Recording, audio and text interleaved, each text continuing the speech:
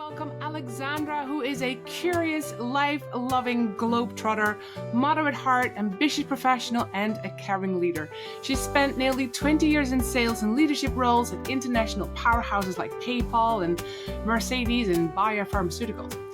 She builds and she coaches teams across the globe. Now, today Alexandra has established herself as a certified NLP and Agile coach, focusing on career and life coaching. Her work blends NLP, positive psychology, Agile practices to help emerging leaders step into their roles with confidence. In your words, career doesn't work without life. And with Alexandra's unique perspective, she is here to show us all we can all bake our own perfect cake, which is the topic of what she's bringing to us today. How are we going to bake this cake? Exactly. Well, first of all, thank you very much for the invite and for the nice introduction. It's really a pleasure being here. And I mean, we worked together already and I fully enjoy that and the conversations. And so I was challenged with coming up with a great title. And I was actually baking a cake for my daughter's birthday. And I thought, it's like, you usually have those signs with the tip of the iceberg and everything that's underneath. And if we just do this in a more culinary way, then I think, you create your own and you bake your own cake. And what's the foundation? Is it sour? Is it sweet? Is it light? Is it heavy? What are the ingredients you want to put in there? Because I believe that you are sitting in your own driver's seat and you make all the decisions, and your way of thinking and acting towards things can influence this. And that's why I came up with this title.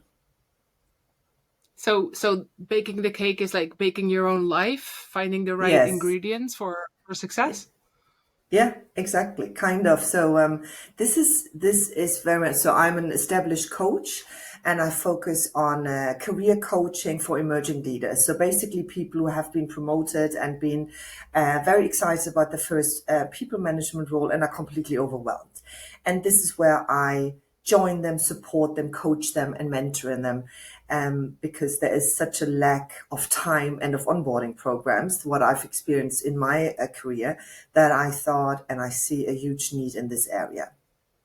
And what I mean by career doesn't come without life is everything that you are, or a lot of things that you're confronted with in your business life somehow stem or are also influencing your private life. And this is why I cannot say I'm purely only focusing on career, but we always also blend in, like, how are you doing in general? What is bothering you? What's lifting you? What's motivating you? And very often, everybody carries their own luggage, their own baggage on their shoulders. And it's so worthwhile and easy to reflect and always reset, ask yourself, okay, what do I want in life, from life? Does anything stand in my way? Because if you have the clearance and the clarity in this way, it also makes it much easier for you to proceed in your career. And this is where I came up with yesterday evening. Okay, let's just look how we're baking our cake. What's the dough like? Are there any rotten or foul ingredients that we have to remove first before we get into the second layer? Nice. And this is how it ties into your work as a coach and positive psychology, coach in a way. There was one thing that you shared to me in your mail yesterday about a story, how you had to introduce yourself as an animal. Can you share what that description and how that resonates with you? What happened there? It sounded like a fun story to start off with as well. Yeah, so it obviously went to line. I went through the some questions that you asked, and I was like, okay, how can I introduce myself? How can I describe myself? And that's then how it started with a while ago, while I was in my first years at Mercedes. I had a 3-minute like these blind date things, right? Where there was a number of employees being invited to present themselves in 3 minutes in front of the C-suite. And you had to, it had to stick, right? So I said, okay, if you want to if I'm introducing myself and picturing myself as an animal, I would be a horse, because I like to be independent, and I'm loyal, and I'm also strong, but I also like to run my own way. And yeah, you can lean on me, you can trust me, and I'm loyal, but I will always be a bit wild as well. So that's why I said this. Oh, wow. And how does that then connect with the way you stood in large corporations for almost 20 years and then decided to take the big leap? How does that connect? To be honest, I think the big leap that I decided that was age, right? So we have the experience, or I have the experience. I worked my way up the ranks. I was like the last position, I was managing an entire department as director for inside sales. And I've done this like for 10 to 12 teams. I really lost counting there. And, maybe the wild horse in the way that and then combined with the loyalty, I really care about my team. I think that there's a potential in every person, and sometimes it's just still hidden because of whatever reason. And that was always my ambition, to show everyone the potential that lies in everybody, and that you can believe in yourself. And maybe it's not always the most conventional way. This is what I mean with, I wasn't only triggered by KPIs. I wasn't only triggered by fulfilling somebody else's targets or the budgeting or whatever. For me, it was like also with my team. Okay, start with yourself. Like, what are your qualities and what do you want? And do not always think like in grids. Just explode as well and think out of the box for solutions for our customers and also for yourself. Mm-hmm. Mm-hmm.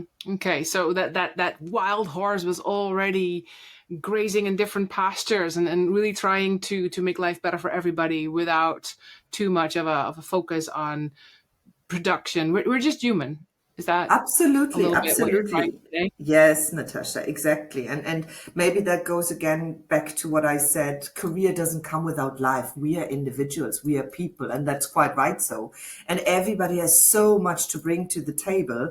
And but you notice a lot has been suppressed because we want to follow, we want to please, we want to be successful. But matter of fact, reality hits in every day. And that's to me also the beauty of life, that there are constant challenges. And to me, an A plus or scoring 130% is not the pure definition of perfectionism or that you're doing something great. It's also like, how do you come across? How do you help? How do you care? What do you think? To me, it's always only the combination of brain and heart, what I'm looking at. Mm-hmm. Okay, and so at one point, I want to bring you to the main topic that you wanted to talk about today as well. You are an NLP coach, and not everybody knows what that means. There's a lot of ideas and suggestions around NLP. Would you like to take a moment to explain what NLP is as a coaching tool and how it connects to what you want to do in life? With pleasure. So NLP is neuro-linguistic programming, right? It's a theory, a concept that stems from like an Australian who was very into this, and he established this about 30 to 40 years ago. It had quite a peak during that time, and then it got a bit into forgetfulness, but also people couldn't really judge. NLP has three elements, and one element is how to steer your communication, how to mirror people, how to get cues on how people perceive language the best way. I find this immensely constructive, right? So, for example, it divides people's way of talking into visual people, auditive people, kinesthetic people, so every very feeling oriented, and auditive digital people who are talking a lot to themselves, discussing things with themselves first. Auditive people learn and grab information by listening, while visual people, they see, they learn, but they also, it's like the visuals is very important to them. And you will find that depending on your preferred language, you use these kind of words. Somebody who is very visual will say, I see it like this. What I've noticed when I look there, or how does that appear to somebody, right? Just to give examples. Auditive Like, so is you're using visual language bits that show that, hey, using the word see and notice and okay, yeah. exactly. With somebody who is more an auditive person, you will notice that this person will use a lot of words that relate to auditive. So like I hear, I listen. When I listen to you, I can hear. Are you actually hearing what I'm saying? It's quite loud here. I cannot focus because it's quite busy. You know, everything is affected with the sensual hearing. Whereas a person who is very kinesthetic, bear in mind you can have several, but you most have one dominant one. They would say, I feel, it feels to me. That doesn't give me, that gives me goosebumps. I get a chill from this.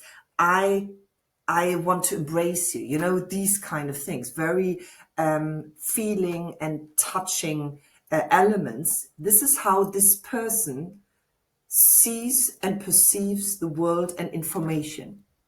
If I adopt to this now, we have a better connection because I know what I want to tell you. You can perceive in your favorite language the best way.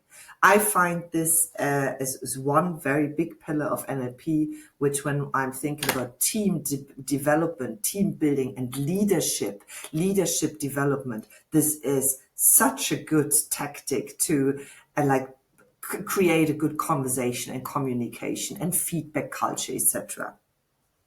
The second element of NLP that I use a lot and that I find fascinating, I've seen the impacts and can be quite emotional intense, is that the belief of NLP, and that is not only the belief of NLP, that is also neuroscientifically founded, is that you store memories and emotions in your subconscious.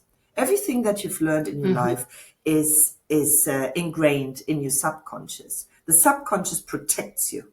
It will suppress those things when you are not ready. It will suppress them if those emotions cannot get out. These are also limiting beliefs that we have just been brought up to, yeah? Just very plastic. Okay, women can't drive, or women cannot have a rational position in their career. Men cannot cook. Tall people are fat, and French cannot speak English. Whatever, right? Like really, I'm obviously exaggerating now.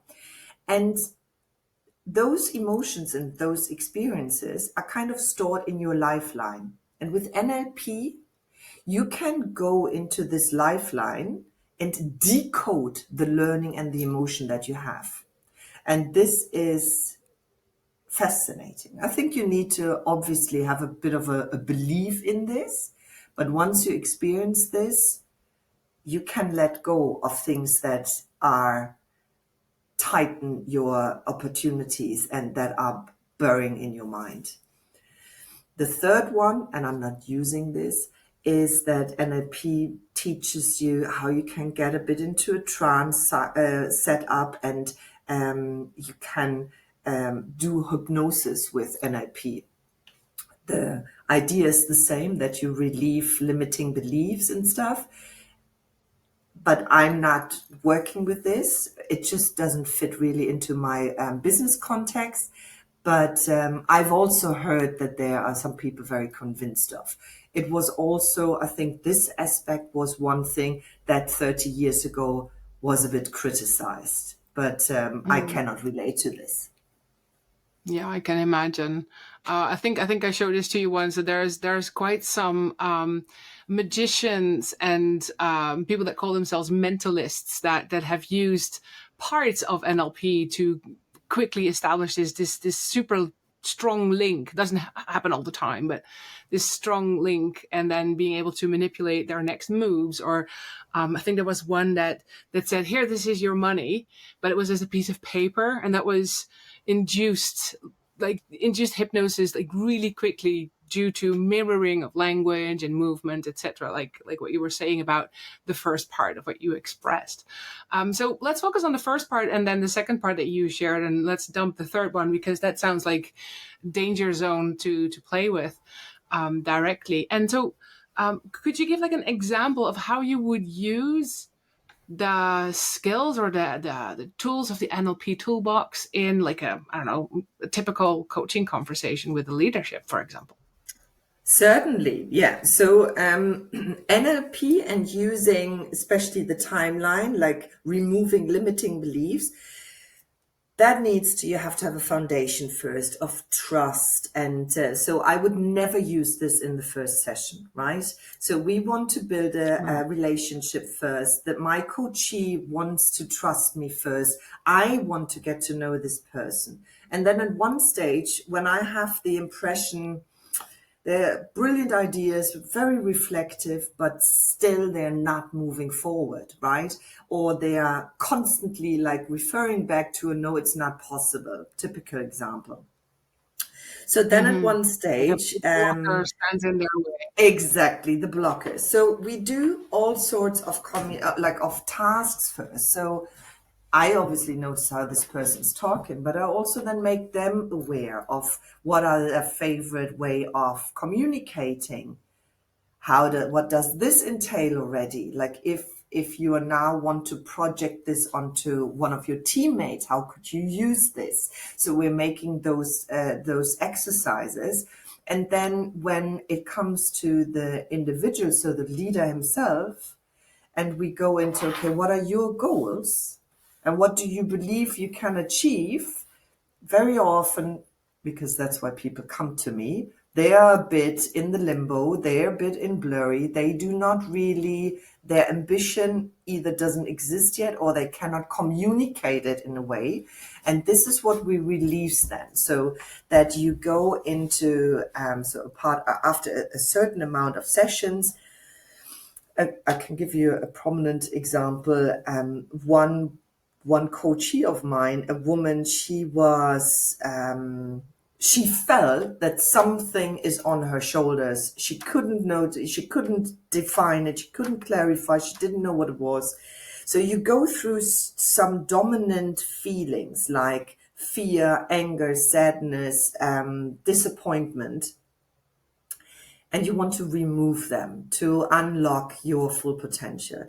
And you would go, and I would ask her, okay, can you imagine the first time that you've experienced anger or fear or whatever? You go one by one. And she's quite a rational person, so it took a long time before we started, but she always wanted to. But like all of a sudden, her entire facial expression changed, and she said, "Oh, I actually see something." And it brings you back, like your subconscious, when you focus on this, brings you back to a certain situation in life that she explained then. She was a baby when she felt fear for the first time. And it wasn't her fear, but she heard somebody else crying. But she related this to herself. So that she caused crying, that she caused a problem, that she is a problem, but also that she felt very alone whenever she has this. It was very emotional. She was very touched. This can happen because your subconscious releases emotions. And we rested it there as well. I gave her the Levi and the room to just let it out. And afterwards, she called me and she said, "Alex, I don't know what happened, but I couldn't sleep for days. I was so awake. I was talking in my sleep, so I also woke my partner. And I woke up, and ever since I have so much energy. I have so much energy and I feel so much lighter. And this is the only magic that it is ever since. And that's been 3 months now. She feels great. And unlocked, like something opened her inner self to just move forward and do not feel that burden anymore. Wow. Just by going back into Yes, time and trying to figure out when was the first time you had this type of kind of emotion. confronting yourself with this, right? Without knowing, because our subconscious is not constantly talking to us, like not that we hear it. So yeah, that Yeah. was an amazing experience. It feels like it's like steering us in a certain way to behave in a way, or it kind of feels like this the foundation of our programming in a way. You That completely makes sense. get that, Natasha. Exactly. So she says, even this is like when she was an infant and a situation that she could relate to it. Um, it helps her in her communication. It helps her in looking at herself at work, that she is not causing any problems there and that she's not let alone, right? That this fear, okay, somebody might be angry with me, so I better just move into my shell.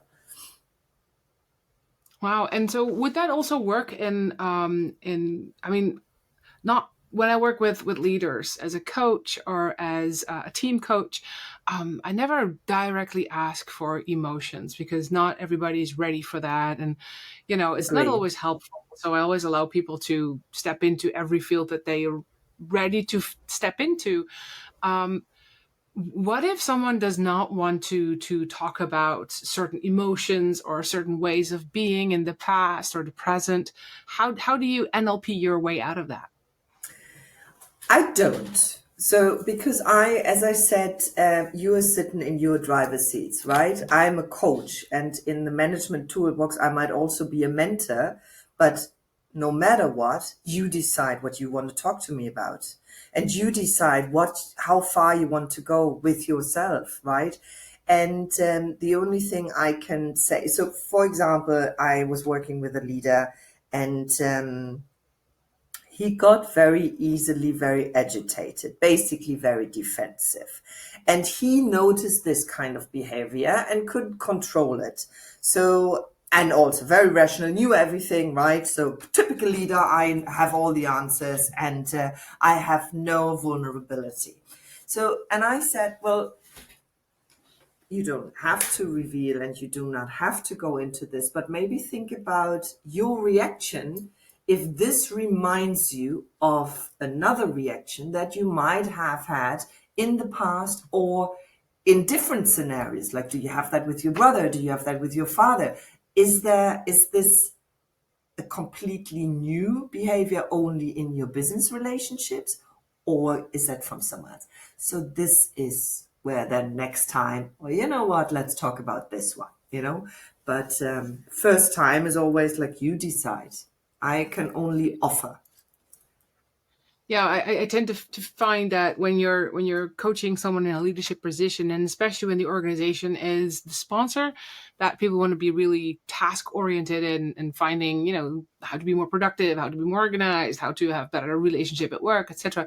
But it's very hard for them to really step into, okay, let's grow myself right now and let's see how I can be a better a person, leader, woman, man, husband, wife, friend, and then see how that drips back into work. Because it's Exactly. kind of what you said, right? You can't do career coaching or leadership coaching without also coaching the person sitting right in front of you.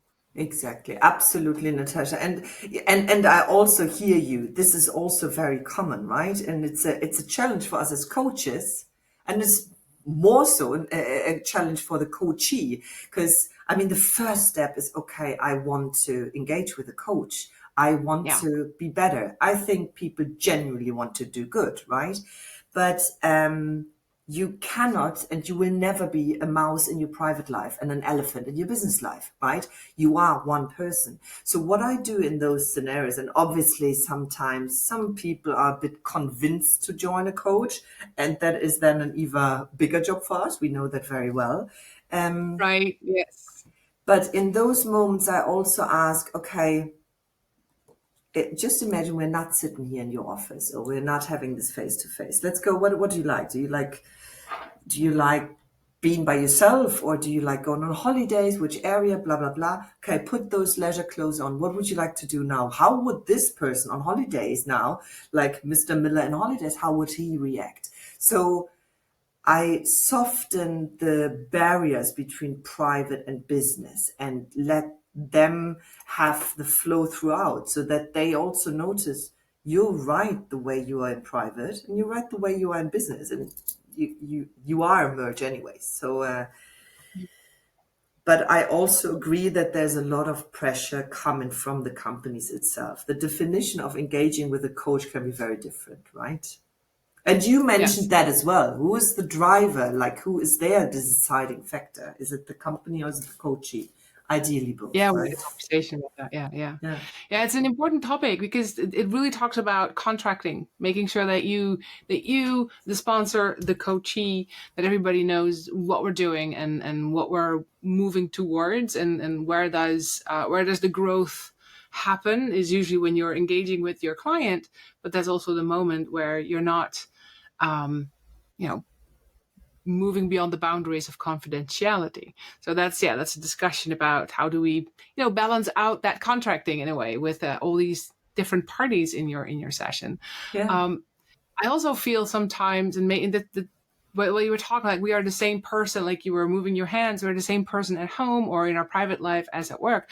I also feel that although we are the same person, especially when we're growing up, we kind of split our personalities at time. You've got Alexandra at work, you've got Alexandra in university, you've got Alexandra with this group of people, you've got Alexandra that goes out on a date. You've got all these different aspects of yourself, and you're choosing kind of to step into this persona. I do feel as when you grow, and also after some coaching and some work on yourself and reflecting on who are you really, that they kind of merge. But at one point, you should also be aware, like at work, I do have to behave a certain way this way, and at home, I can, I don't know, walk around in my pajamas if that's a fun. Although today with Yeah. you never know, right?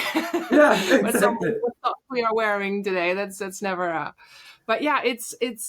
I find it fascinating to see how we are showing up in different personas, different mini personalities that are just versions of ourselves. And as we grow up and as we mature as humans, it kind of feels that it comes together into one stable um, version of you. Although it never stops growing, right? Oh, But it does merge. This is how I feel about oh, this. I fully agree, and that is really the beauty that comes now with age, right? I mean, I can complain about my gray hair here all the time, or looking for the ones, and but what I also notice, and funnily enough, I've also been asked this last week. Somebody said, I said, I'm quite balanced. I'm happy with myself, but I've also grown and developed. And this person said, he's 10 years younger, and he said, I wish I was like this as well. So he still thinks that he's pleasing a lot, right? And I Mm. said, you know what? You cut me off there in the middle, but I wanted to say this really comes with age. And this is the beauty, right? So I fully agree. Obviously, we are embodying different personalities and adopting to different scenarios and setups and circles, etc. But it's a fascinating journey to see how I've emerged from a pleaser and highly business and career oriented to, oh, my garden is my safe place here and I like it tranquille. I was different. I am more confident.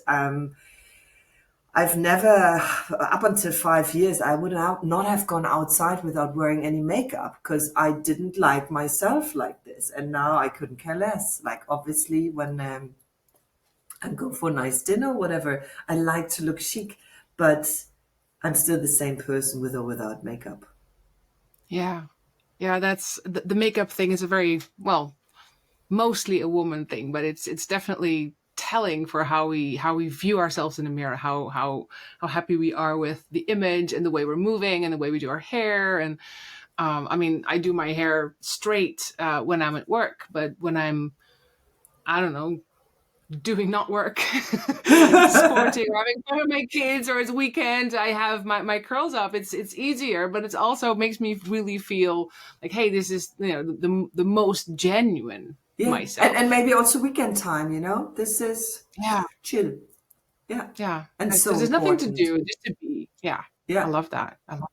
So exactly. how does this now tie back into baking the cake? We're baking the cake of our lives. Are we just creating lots of different cakes while we're growing up and then just coming together on one recipe? What do you think? Well, first of all, I still need to find a recipe for a low carb and low calorie cake because I like cakes, right? Because I think you're baking a lot of cakes during your life. Um, I love. right?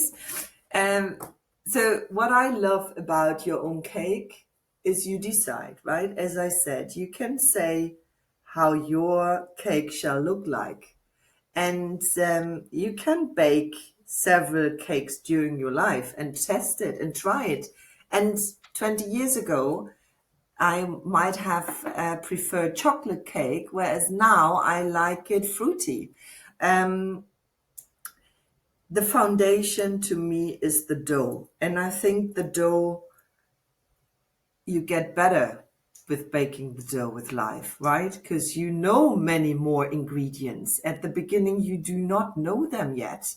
And then Mm. you think, okay, this is the ideal dough, so I have to gulp it down. And then over time, you see, like, oh, I can actually do something else. And so it's obviously just a metaphor. But what I want to say is, like, reconnect with yourself and check, is the dough, I'm happy with this, is this where I want to build the fundament on, and what comes first? Like, is the mushy bit a bit where we're talking maybe about career and it's a bit sticky, is bigger, and the icing is the family and the love and the private life, whatever. Like, be happy with your cake and do not think that this is set in stone, because a stone cake doesn't taste right. So you will I don't think. experience and you will change your favorites over time, but I think the fundament needs to be good, and there are sometimes crack and then it falls apart and then the entire thing just collapses inside. Hmm. I love the metaphor of the cake. I like also that we change our recipes depending on our tastes of the day, and maybe also where we are in life, right? When we're growing up or when we're younger, or what we like. I used to like those very. Now you get me into cakes. I used to like those very buttery, deep, like chewy, spongy. Oh my god, like the pound cake, right? Yeah, It's the yeah, best one, but it's not very healthy. yeah, But yeah, I really love baking cake for my kids, for example, and they're used to light cakes right now because that's butter is not something that I eat much of, and yeah. so they prefer it now. They wouldn't like the buttery cake, like, oh, it's way too sweet and way too fast. It's also what life kind of throws at you. Like, how do you now connect to it and build a structure that at that moment makes you resilient or adapted to life, because life is changing, Alexandra, today, and the world is in such a turmoil today. We It still need a is. good bite of something sweet to make us happy, but we need to be ready also at like going to school and making Yeah, sure that our families are safe yeah. and enough leisure time. Yeah, yeah, yeah. No, and first of all, beautiful how you spin this metaphor further, and then yes, I agree. I agree to first thing, like, we need something sweet in our life, and there is always Mm. something sweet in our life, right? So I'm a big believer in the positive thinking, and you think your thoughts determine your personality and what you want to do with life, and what you said with the world is changing so fast. I mean, this was one trigger for me to step out, right, and do my own thing. And and then I met you, and I think everybody should have a coach, because there's reconnection with yourself, a sparring partner, a mirror, as somebody just to talk to and get a different perspective. The power of questioning is fascinating to me, because we are juggling with several cakes, and the life is so fast, and work life, business life is confronted. What I've also told you before, over the past 3 to 5 years, I've experienced such massive fundamental changes. People are getting out of breath. They need to run much faster than they're used to, and that they know they need. And I think to get a sparring partner there, or bouncing ball, or whatever, as a coach in your business life, that also obviously helps you with your private life, or not, doesn't matter, is so important, and not only for the individual, but also for the companies itself. The big companies, the big corporates I've worked with, all go into transformation. I mean, apart from we can laugh about the restructuring that's going to happen every year, everywhere. Right. You are sincerely going through transformations, right? The companies Yes. are confronted with AI, with digital, with hybrid, with new ways of working, with inclusion and diversity. God knows what else. You need to tick the box to become, like, to end up in this book of one of the best employers, right? To be honest, Sure. a lot fit in there. Hmm. How do you a company can't manage? It's too much structure, it's too much knowledge, it's too much new, and they do not know how to do this. And this is why we as coaches can also utterly support companies, because it costs a lot of money if you have a new manager and it takes them 2 years to get up and running, because there is no time to invest in this person. But this person will also Yeah. not openly come out because they're afraid of failing. And Sure. this is where I hope that we can get this comfort also to companies, that we are doing an amazing job for them. Sure. Yeah. And that brings me back to a moment in life when I was doing a job completely different than what I'm doing today. And I was onboarded into a job that I had no clue what was expected of me, what I had to do, what the digital environment was that I was actually working in. Everybody seemed to know exactly what was going on. And I was just staring at my screen like, what do you want me to do today? I have no Yeah, idea. How does this work? And there was no one to actually ask me, like, are you getting by? But they were just putting tasks on my desk and I had just arrived. It was so right. strange to, and I'm not used to the corporate world, to be honest. I mean, you may know that, I've had, like you, massive changes in my life to bring me here, which is lovely. I would definitely say to everybody, if opportunities come for you to do something different than you did yesterday, and it Correct. is a good one, go get it. And it's okay, because it will grow you and it will make your life into what you actually want it to be. There is no, I have to be this person. I have to know at 16 what I'm actually doing. You just have to make a choice, but you can always do something else later. It doesn't really matter. My kids are now choosing after, what is it, post bac here in France. What is your choice? Like, you still have to do 3 years. Why do you have to choose now? They, I'm they with already you. have Yeah, to choose like their internship and like years behind. Like, yeah, why? But you have to just make a choice, just pick one, go for it, and then you change. You do something Ex- else later. Just and that's go learn, fine. do it, Yeah, exactly. Such a nice master summary. it. Absolutely. Yeah, exactly. We don't know everything yet, and that's also the beauty of the journey, right? Just go and just see and explore and see where you land and what fits you best.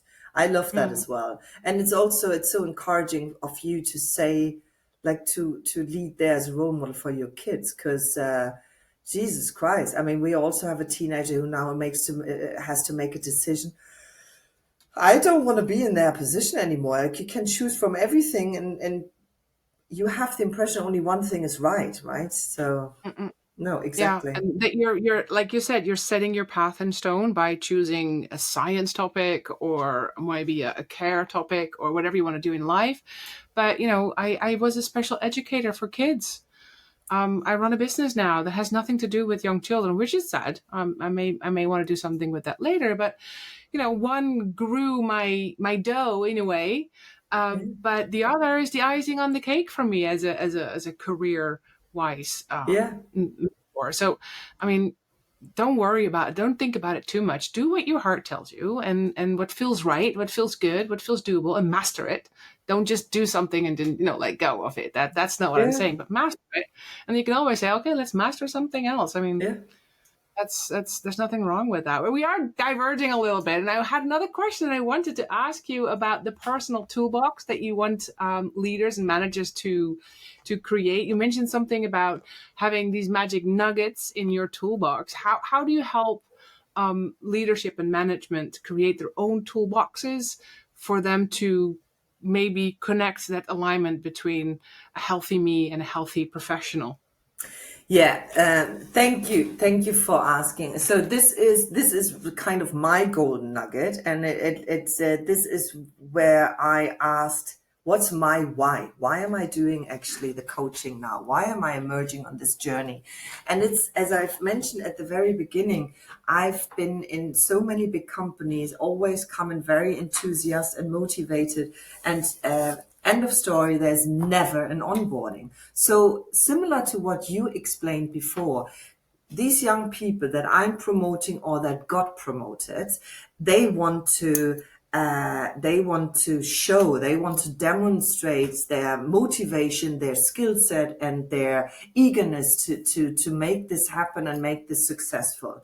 And they're so insecure, because if you do not have time to breathe once you come into a new company, as you explained it, and I've been there as well, Natasha, several times.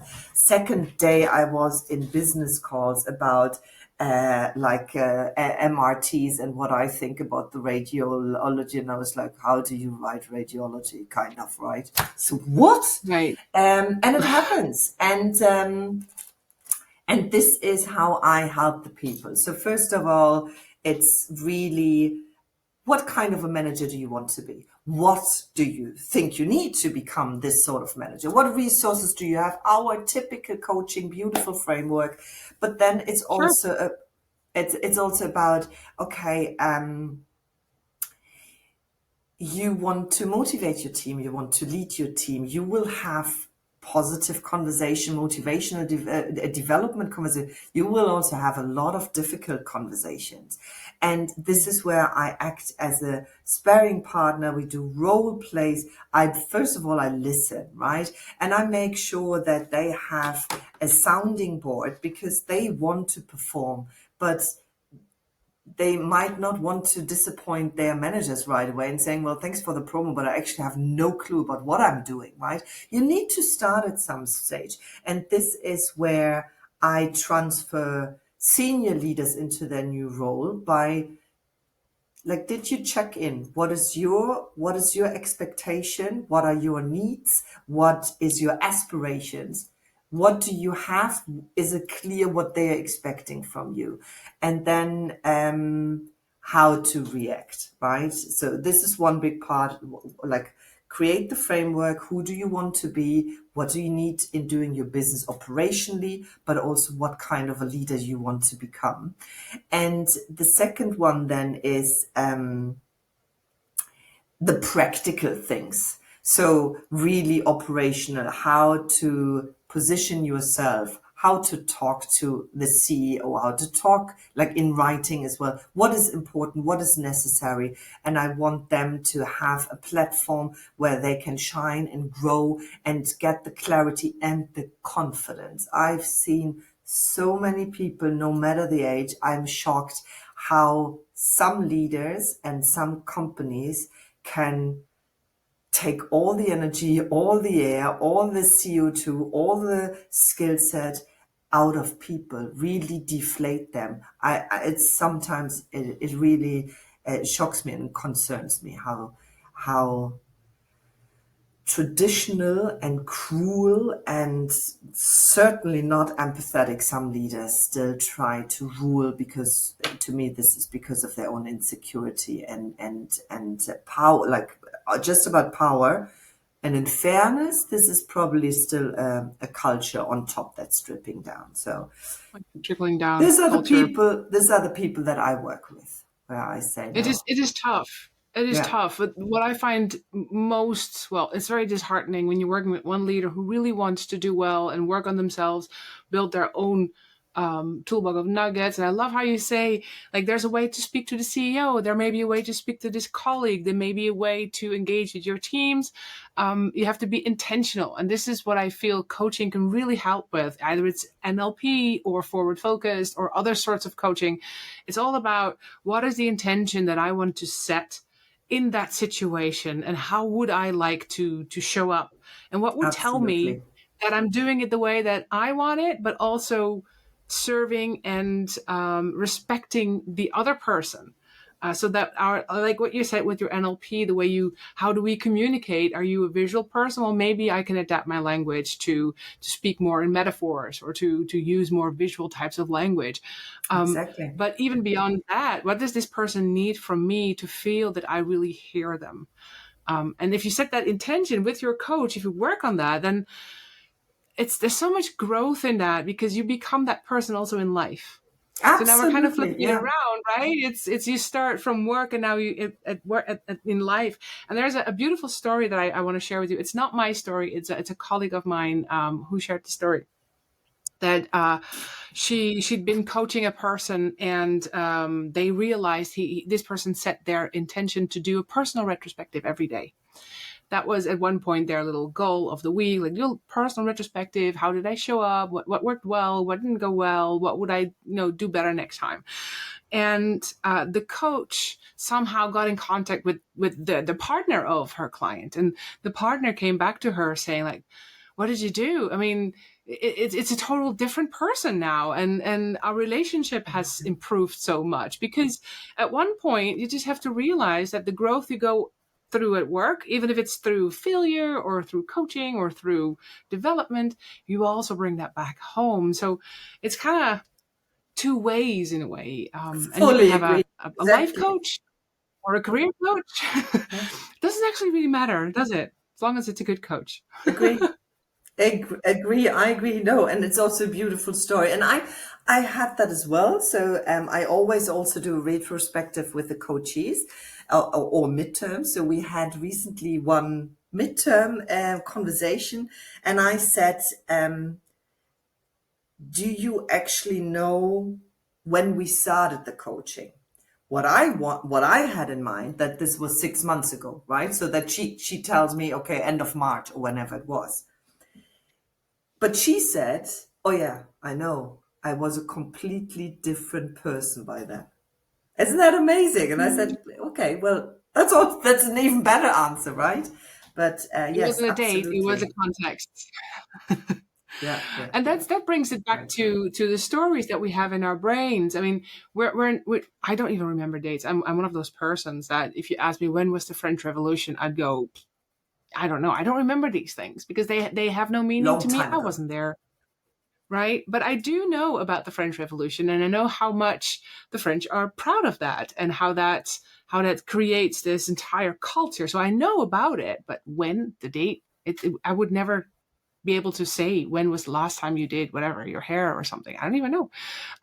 But the context I remember. And I think that's where NLP, what you're sharing, comes in as a handy tool. Let's think about the context. Let's think about what happened at that moment. Let's think about the emotion that needs to be released from that. That sounds like a very powerful tool to do.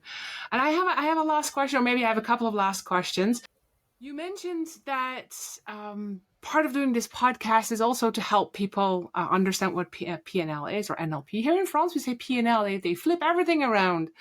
Oh So yeah. NLP is a big part of your way of working, positive psychology.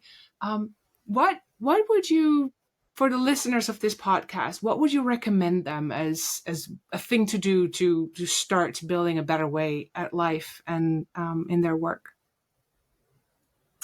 Ooh. Um, First of all, believe in yourself, and you make your decisions, and you have your thoughts, and this is really, you have the control about your life. And then, similar to what you said, just go step by step, and do not like dare to do things, and just for me, everything has a meaning, right? And life is laid out to be positive for everyone. This is my way of thinking. So just trust the flow and just do this. When you come to NLP, I find it important, and I do this ever since I'm on this road now much more often or regularly than I used to do it before. Really take some moments, a day or a week, whenever it suits you, really just have a calm moment and think about, like, is your life and your aspirations, is this still in tune with yourself right now? And I think this helps when you just take a pause every now and then, take a step back. And I mean, this is also one of my biggest advice in business, right? Do not never immediately react, right? Never. If you get a wrong email, if you have a conflicting conversation, sleep over it. The day after is always better.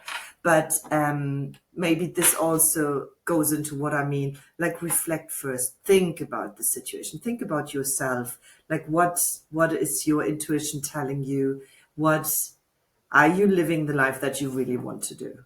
And I think that helps if you're asking this every now and then. Yeah, and what would it feel like if you were living the life that you, even if you don't know what it is, but what does it need to feel like, right? Or what does it need to exactly give you? It gives you a hint about what's ready to come. I love that. I love our conversation. Thank you so much, Alexandra. What is next for you right now? I know that you're building your business, and what are the next steps for you in your journey? What's coming? But it's so busy, like I really can't pinpoint into one thing. So I'm really I'm currently working a lot with individual clients, and I want to embed this more into the organizations as well, because I see the benefit that it has. So this is on my business part, the next ambition that I'm following. I always work with one thing a day on the list. And this is what I posted as well. And also the thing that I will not do. So every morning I have, like, okay, what's one thing that I want to do? And this today was the podcast. And what are the things that I'm certainly not going to do? Because otherwise, like, my list is exploding. So this helps very well. But just, I'm enjoying the journey very much. And I also sometimes have my doom days and need to motivate myself. If I have that, I accept them and I do something else, like clean the kitchen or go for a walk, whatever. I'm learning not to be too harsh on myself. Yeah, lovely. I love that. And thank you so much for sharing everything, all your journey and your tools and your tips. I hope that it was as inspiring for the people listening as it was for me. I'll put the link to your website in the descriptions. You'll find everything there. And I'm really looking forward to seeing where this is going to bring you, Alexandra. I'm pretty sure it's going to be inspiring for your clients. And thank you so much for having me. It was really a pleasure. And you just continue great stuff and the way you do it. And I'm looking forward to staying in touch and seeing also the other podcasts. So thank you very much. Absolutely. Oh yes, other podcasts coming. Yes. More topics such as icing on what cake. I love it. Well, with that said, how would you like to close, Alexandra, today? Now you got me here. Well, what do we Here like? comes your Yes, question of exactly. the day.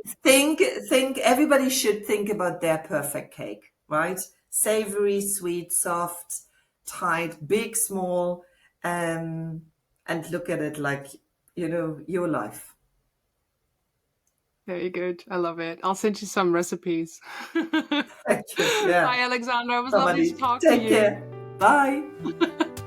Bye.